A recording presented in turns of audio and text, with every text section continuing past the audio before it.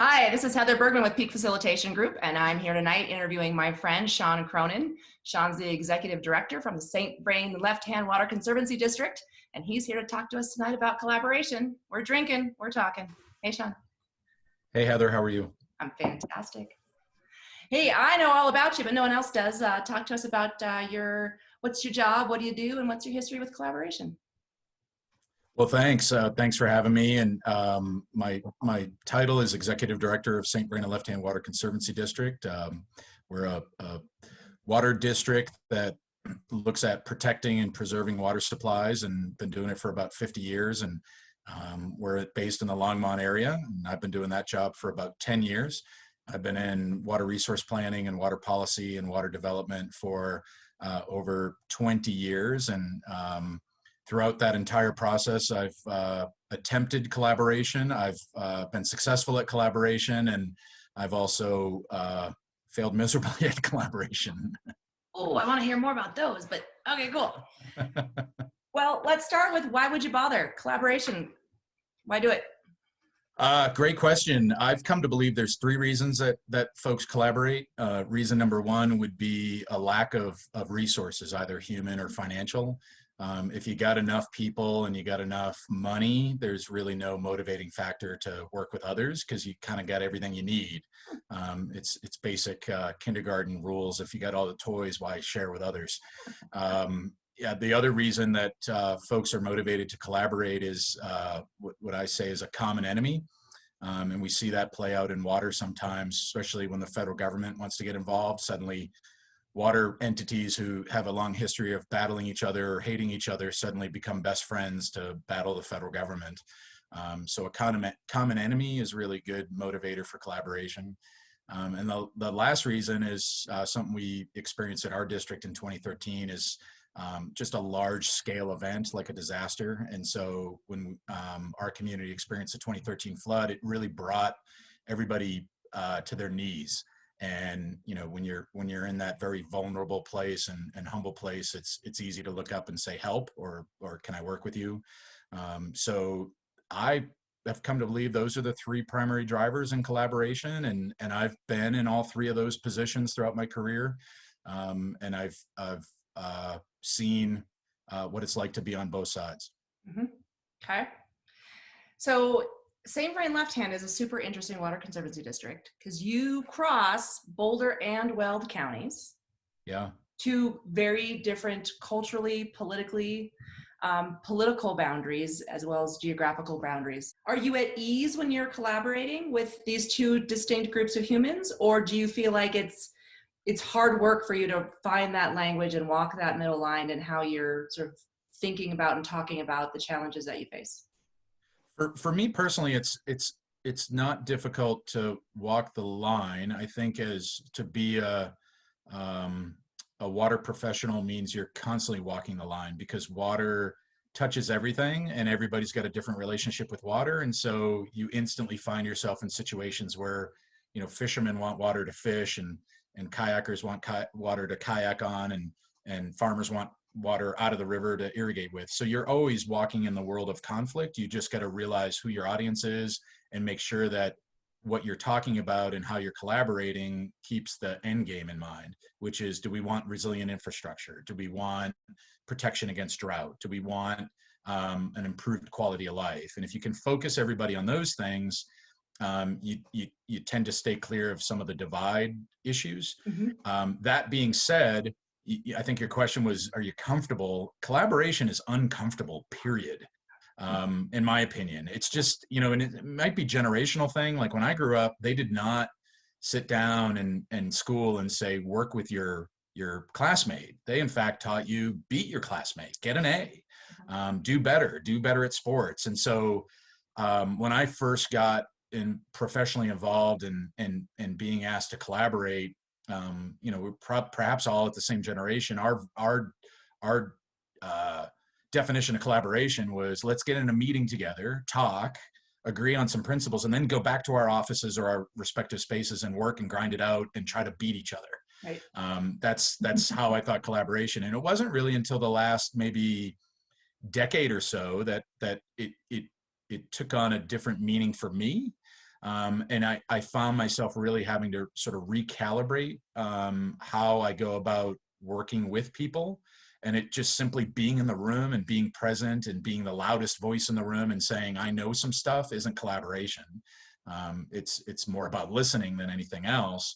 But for me as a water leader in the community who sort of is a catalyst for collaboration, it's about walking that line constantly and just embracing the fact that it's just uncomfortable, because I think it's almost unnatural in some ways.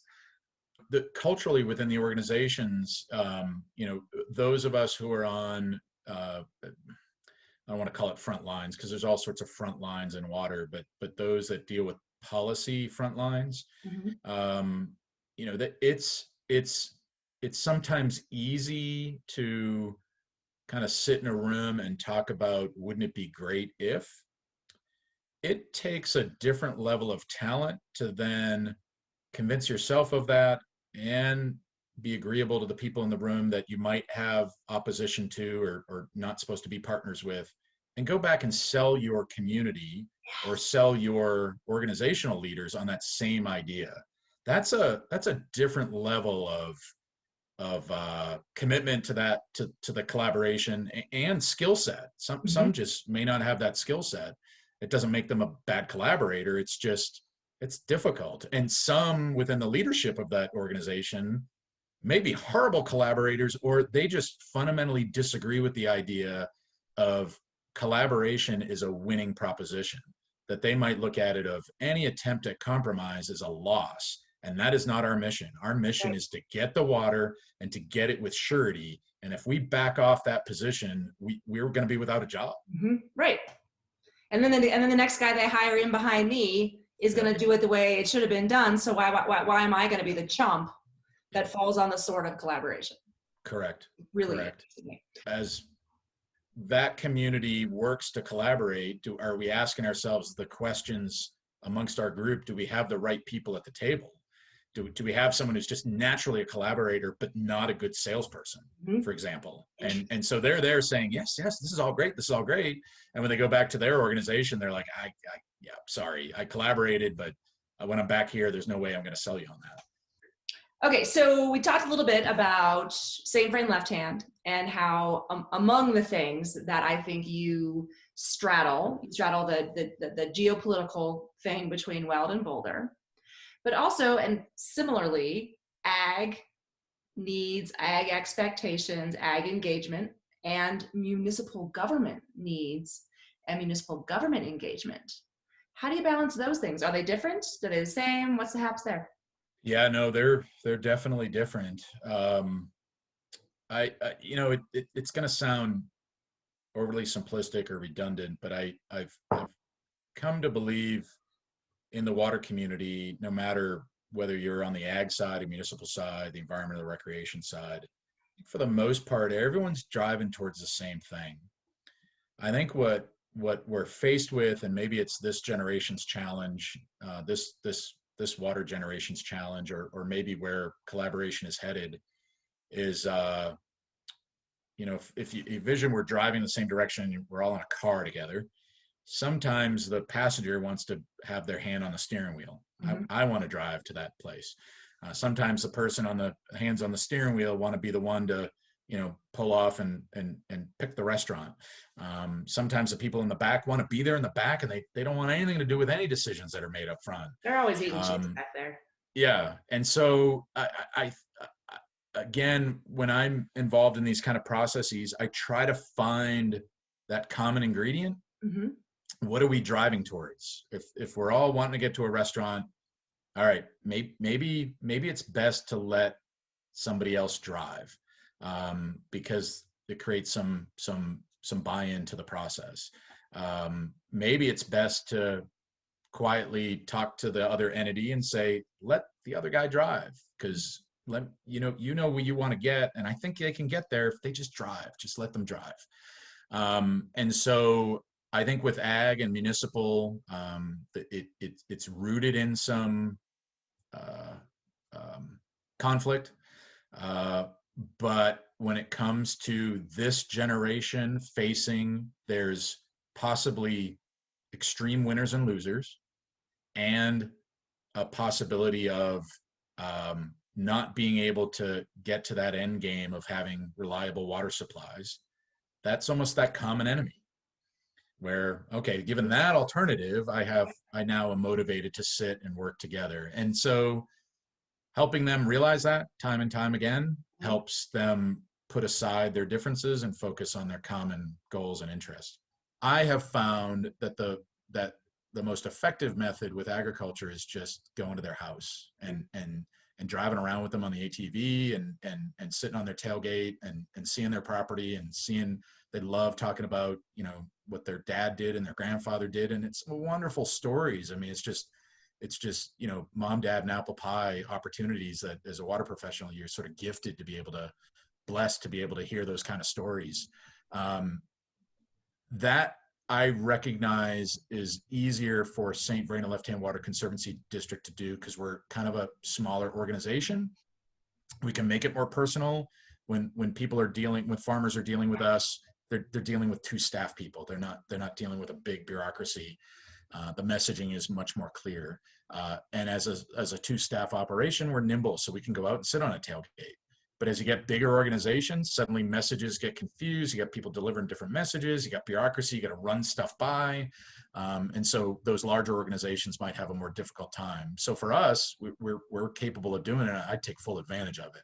Mm-hmm. So during our processes, it's go out and sit with them. That being said, there's a lot of them to sit with. And there's like fuses for these grants and these policies at times where, hey, you got to get it done in a year. And there's just not enough time to sit on enough tailgates. So we do our best. Collaboration is uncertain.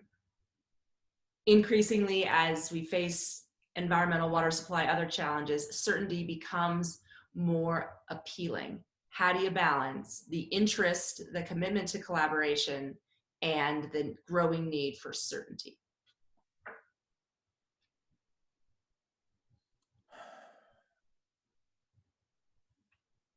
I still find myself going back to what's motivating everyone to get at the table. If we know that the certainty route creates winners and losers, and in our case in water, that there's mass dry up of irrigated agriculture, then and we all agree that that's a way to the future, but not a preferred way.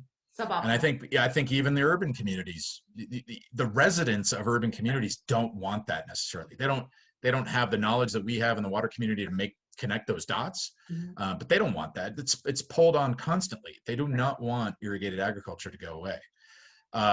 So if we're motivated by there's got to be a different way, I think we have to pivot to enough talk. Now it's time to put some agreements in place and some projects in place and some programs in place that get us to that end game. And in Boulder County, for example, the community voted in a open space program. Mm-hmm. And the community said, we're willing to spend money at Walmart and Target and raise sales tax. And we want that sales tax to go towards acquisition of open space, but what we call in the industry irrigated agriculture, farmland. That is an example. And if you were to sit around and take politics aside of you know the way Boulder County does business or Boulder as a community does business, if you were to put aside some of the unintended consequences of that decision and those programs, and you were to sit around as water leaders and say the ideas are wide open, we don't care what it is, but we do not want mass buy and dry, I guarantee you somebody in that room would throw out, well, why don't we just put it under conservation easements or buy it? It would come up. But because we are trying to approach it in a maybe that humble way of not calling your friend out and saying there's a problem and we need to talk about it, everyone's approaching it of maybe if we talk about it enough, this will organically happen. And I think if we're going to get to the point of collaboration is going to achieve a result, we got to come in the room saying collaboration means this end game and come to the table and let's work that out. If you, my friend Sean Cronin, if you could summarize your advice or takeaways of all your years in collaboration in 10 words or fewer, what would you say? Listen, understand, empathize, humble,